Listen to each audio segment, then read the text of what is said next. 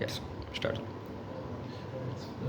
Goa Chamber of Commerce and Industry had recently sent a post-budget memorandum to the Honorable Finance Minister Nirmala Sitharaman, where we had appreciated the positive announcements in the budget, and we had also thanked her for considering many of the suggestions that the Goa Chamber of Commerce and Industry had presented, such as the abolishing of angel tax, which is a great relief to startups, the increase in the standard deduction for the salaried class in the new regime, lot of rationalization of provisions for TDS and positive amendments for the charitable trusts as well.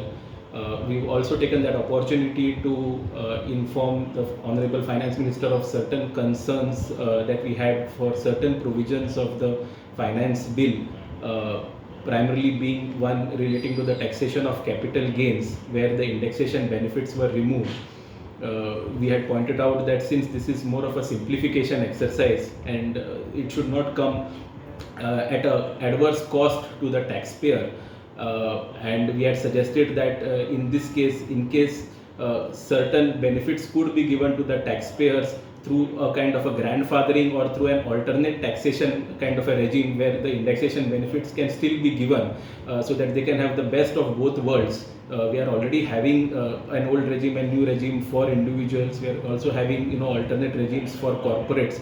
So if this indexation benefits can still also be provided to the taxpayers for that kind of a period, then this will really help the taxpayers it will help the taxpayers from facing any kind of unintended consequences. We've been informed that certain provisions have been are going to be tabled at the parliament, and we really hope for a positive response, and we really welcome the kind of amendments which would be coming as far as indexation is concerned.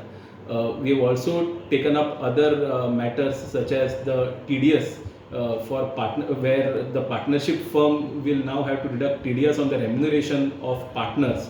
Right now there are already a lot of checkpoints which are already there, such as the tax audit report disclosures and the income tax return disclosures, where these details are already being given. And since TDS is a tracking mechanism, we have suggested in case these can be rolled back or the threshold limit should be significantly increased, so that it's not another compliance burden for the partnerships.